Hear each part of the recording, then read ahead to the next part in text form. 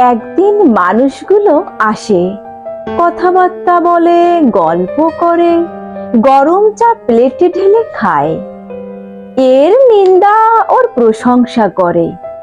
বোপসের টাকার পরিমাণ ঠিক কত তা নিয়ে মাথা ঘামায়।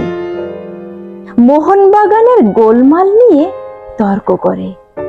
অমিতাভ বচ্চনের ভবিষ্যৎ যে অন্ধকার, অবশেষে এ বিষয়ে সকলে মিলে একমত হয়। তারপর মানুষগুলো যায়, কোথায় যে যায় কে জানে। তাদের পেছনে যায় তর্কের রেশ, গরম চায়ের ধোয়া, বোপস আর মোহনবাগান। তাদের পিছনে পিছনে যায় বৃষ্টির দিন, কুয়াশা ভরা সকাল, ভরা দুপুরের রোদ।